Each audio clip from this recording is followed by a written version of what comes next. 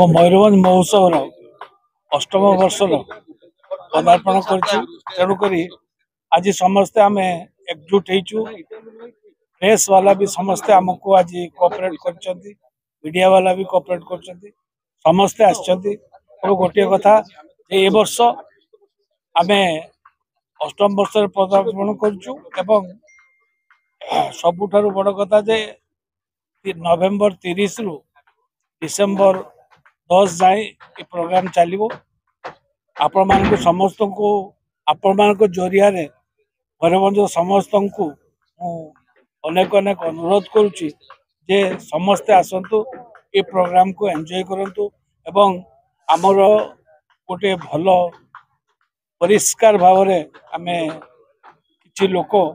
आम सहित आसिक मिसिया चाहते जो माने कि आमे तांको सागरे मिसिकी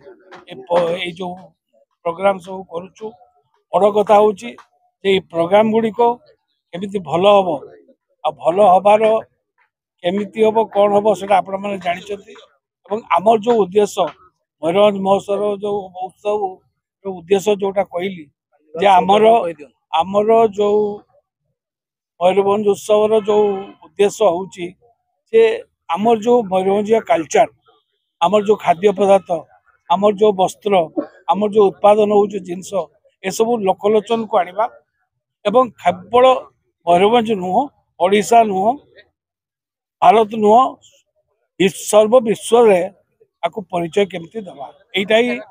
आपण मानकु मु अनुरोध करछि। आपण माने ही करि परिबे काहे कि आपण माने हमर सब किछि। हेलो मु आपण मानकु अनुरोध करछि एटा